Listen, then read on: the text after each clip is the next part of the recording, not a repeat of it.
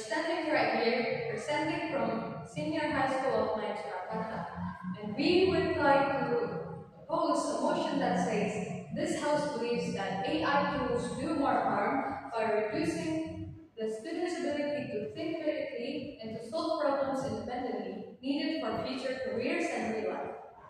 Me, as this first speaker, my name is Fatima, and I would like to oppose the motion that states that the students' ability to think critically is reduced because of AI. But before we blame technology, we should first understand what critical thinking is.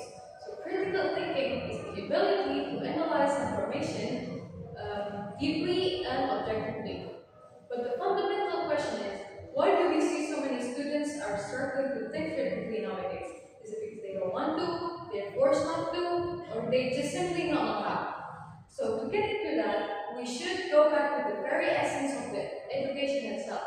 According to the philosopher Paulo Freire, he stated that education is the process of freeing and humanizing humans through critical dialogue, and not merely just the transfer of knowledge. So, where does the root of the inability to think critically come from? Me, as someone who participates directly in this education system, I feel like we're often trained rather than educated. The meaning of training itself, according to KBBI, it means that learning and getting used to do something so that someone can perform a task. Notice there are no words such as understanding or thinking critically in that definition. So our lack of thinking critically is basically a historic problem from the past, not as a result of the presence of AI. But this motion is directly saying that AI is making students lazy. But let's take a look at the fact.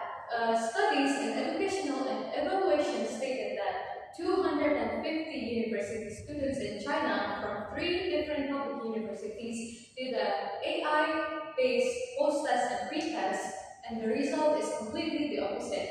So this motion is basically scapegoating technology to cover up the flaws of the historic problem, which only train, not educate. So in short, AI does not decrease critical thinking, but a system that only trains without educating does.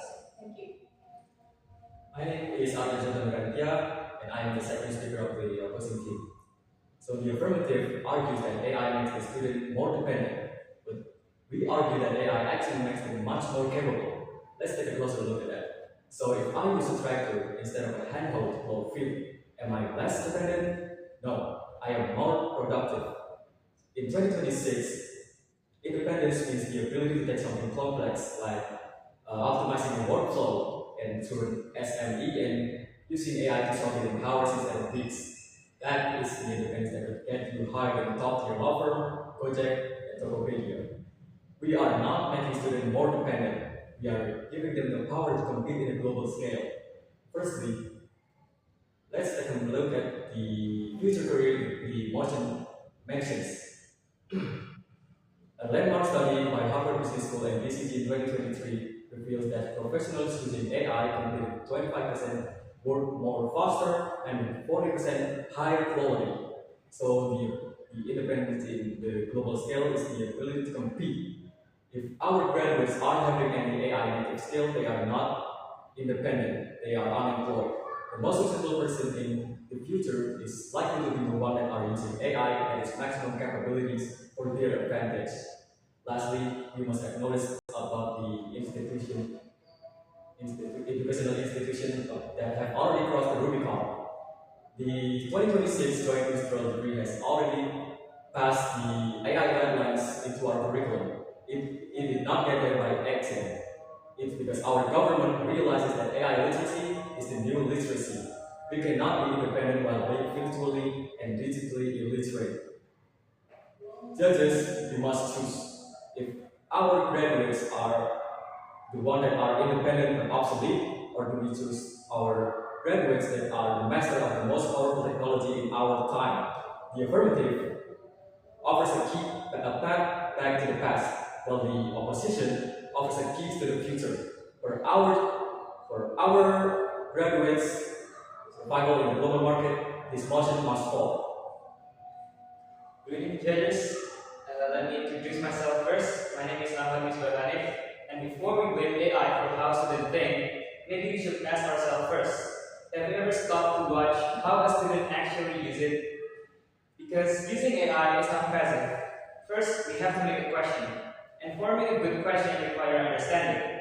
If a student doesn't have the understanding of a topic, they could not arrange a good question. And if they ask the wrong question, they will get a useless response. That moment already showed that we have to think, even if we're using AI. Then comes the harder part. When the student read the response and decide, is this accurate? Is this relevant? Does this actually answer what I need?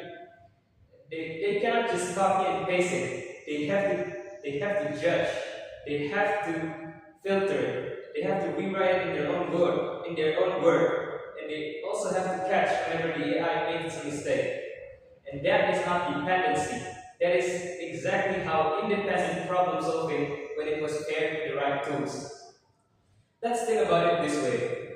When a person uses GPS to find a direction, do that make the person lose their ability to find their way? No, because they still have to decide their destination. They still have to choose the best road. They still have to adapt whenever something goes wrong. The same here goes with AI. AI may take some of the part, but every decision making, every judgment, and every understanding still comes from the student. And for the conclusion for our argument, we 100% disagree about the motion that they is stating using AI tools can be harmful for students, that they could reduce their critical thinking and in fact their independent problem solving.